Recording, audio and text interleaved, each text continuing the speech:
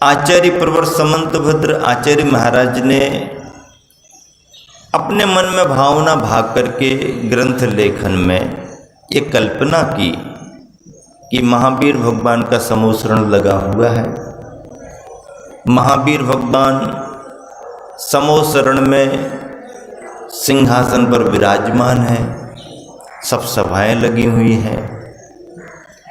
आचार्य समंतभद्र महाराज बहुत प्राचीन और प्रामाणिक रहे हैं। बड़ी दार्शनिक कृतियां उन्होंने लिखी हैं। संस्कृत के बहुत बड़े उद्भट ज्ञाता रहे हैं। आप्तमीमांसा जैसे महान दार्शनिक ग्रंथ में ईश्वर की परीक्षा कर रहे हो।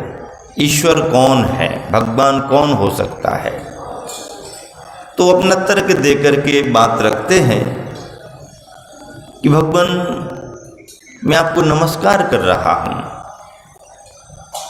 पर मेरे मन में प्रश्न उठता है कि आपको नमस्कार क्यों कर रहा हूं। नमस्कार तो कर रहा हूं, पर आपको नमस्कार क्यों कर रहा हूं। क्या इसलिए आपको नमस्कार कर रहा हूं कि आपके समोसरण की रचना हो गई। क्या मैं इसलिए नमस्कार कर रहा हूं आपको कि आपके यहाँ पर स्वर्गों के इंद्रादि देवों का आना प्रारंभ हो गया। क्या आपको इसलिए नमस्कार कर रहा हूं कि यहाँ पर इतना बड़ा वैभवशाली सब कुछ दिखाई दे रहा। वह स्वयं अपना समाधान करते हैं कि यदि इतने से ही मैं आपको नमस्कार कर रहा हूं तो ये सब फिर भी संसार में मिल सकते हैं। आप कहोगे कैसे मिलेंगे, समोसरण किसको मिलेगा। अरे समोसरण साक्षात अरहंतों को, तीर्थंकरों को मिलेगा, उसकी बात मत करो, पर हूबहू आज का विज्ञान ज्यों का त्यों खड़ा कर दे। आज का कोई भी आर्टिस्ट उसको बना दे। आप फोटो दिखाओ कि भगवान का समोसरण ऐसा होता था, ज्यों का त्यों खड़ा कर देगा, तैयार कर देगा। तो समोसरण तो बन गया ना। और रही बात भगवान की, तो भगवान को भी बिठा दिया उसी में, बना दो कोई भी मॉडल। विज्ञान सब कुछ कर सकता है। तो आचार्य समंतभद्र महाराज कहते हैं कि मैं आपको जो प्रणाम कर रहा हूं केवल इसलिए नहीं कि आपके समोसरण की रचना है। ऐसा समोसरण तो कोई भी मायावी इंद्रजालिया भी कर सकता है। ये कहते हैं कोई भी मायावी इंद्रजालिया भी बना सकता है बाहर का समोसरण, बिना अरहंत भगवान के। मॉडल बिठा दो दिखा के। देवों का आना जाना शुरू हो गया, नहीं, ये भी कोई बड़ी बात नहीं है। तो फिर भगवान पूछते हैं, आचार्य समंतभद्र महाराज जी कल्पना करें, भगवान पूछते नहीं है, भगवान पूछते नहीं है, पर आचार्य समंतभद्र महाराज जी कल्पना कर रहे, भावना बारे, फिर भगवान पूछते हैं तो फिर समंतभद्र तुम आए क्यों नमस्कार करने। जबकि महावीर भगवान के काल में और आचार्य समंतभद्र महाराज के काल में बहुत अंतर है। आचार्य समंतभद्र महाराज जी आचार्य महाराज के रूप में समोसरण में थे ही नहीं, लेकिन वो अपने मन की भावनाओं में समोसरण में पहुंच रहे हैं। हम भी पहुंच सकते, आप भी पहुंच सकते। अभी आप भावना भाव विदेश क्षेत्र में सीमंदर स्वामी के समोसरण में विराजमान हो जाओ, सुनने लगो, कल्पना करो। तो आचार्य समंतभद्र महाराज जी अपनी उस भावना में ये कह रहे हैं कि फिर भगवान ने पूछा कि फिर आए तो आए क्यों, जब समोसरण के लिए नमस्कार नहीं कर रहे, इंद्रादिकों को देख के नमस्कार नहीं कर रहे, चामरादि विभूतियाँ आई हैं इनके देख करके नमस्कार नहीं कर, तो फिर नमस्कार क्यों कर रहे। तो उन्होंने अपने आप्तमीमांसा में ये लिखा। आप्तमीमांसा नाम ही इसलिए पड़ा, आप्त यानी भगवान, मीमांसा यानी उनकी समीक्षा। आप्त की मीमांसा, आप्त कौन हो सकता है, आप्त कैसा होना चाहिए, उसकी मीमांसा यानी समीक्षा कर रहे हैं। तो फिर समंतभद्र महाराज जी उत्तर देते हैं कि भगवान मैं केवल इसलिए आपके यहाँ नमस्कार करने आया हूँ कि आपके दोषावरणयोर हानि, दोष और आवरणों की आपके हानि हो चुकी। दोष और आवरण की हानि का मतलब क्या?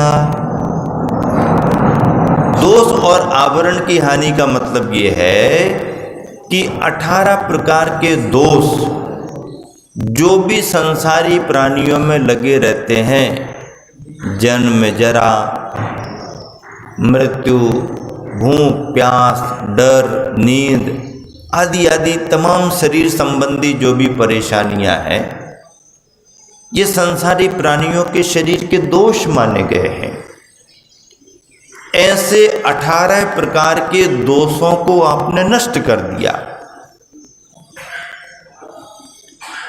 ऐसे दोषों को नष्ट कर दिया आपने, एक बात। दूसरी बात, आवरणयोर हानि, आवरणों की हानि हो गई। आवरण क्या? आवरण वो होते हैं जो किसी को ढक दें, पर्दे के समान। तो आवरण पर्दे के रूप में क्या ढक दिया है? क्या ढका है संसारी प्राणी का?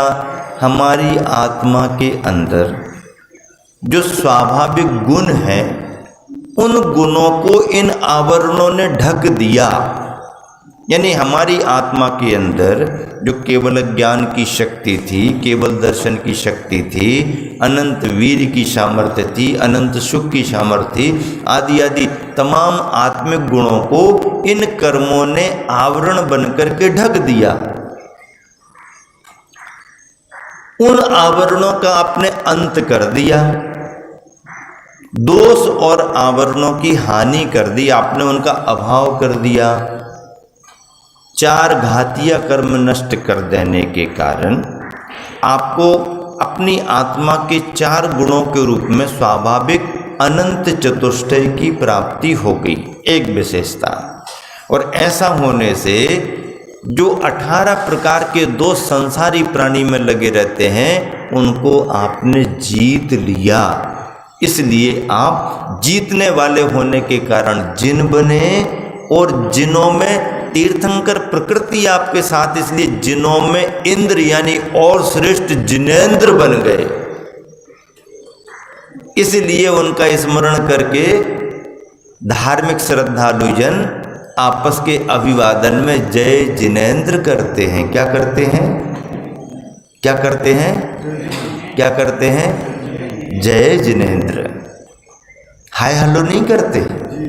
हाय हलो करने वाले पर भगवान की बातों का ध्यान नहीं रखते हैं। जय जिनेंद्र, जय जिनेंद्र पहचान है। किन की पहचान है? जो जिनेंद्र भगवान के अनुयायी हैं, जिन मत के अनुयायी हैं, जिन दर्शन के पोषक हैं, जिन मान्यताओं को महत्व देते हैं, ऐसे श्रद्धालुजन, उनके भक्त आपस के अभिवादन में अपने आराध्य का स्मरण करते हुए जय जिनेंद्र करते हैं। कितना शुभ शब्द है, कितने मनोभाव जुड़ते हैं ऐसे शब्दों से। और एक व्यक्ति ने दिन भर में 10, 25, 50 बार भी अपने मुख से जय जिनेंद्र निकाला तो साथी से पुण्य का आश्रव कर रहा हो, आश्रव कर रहा है।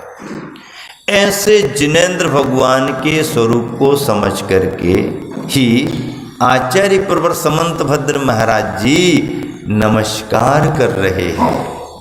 समोसरण की कल्पना करके साक्षात अरहंत परमात्मा तीर्थंकर वर्धमान स्वामी का स्मरण करते हुए आचार्य समंतभद्र महाराज करे कि बाह्य वैभव विभूति को देख करके मैं आपको नमस्कार नहीं कर रहा, आपकी बीत रागता को देख करके नमस्कार कर रहा।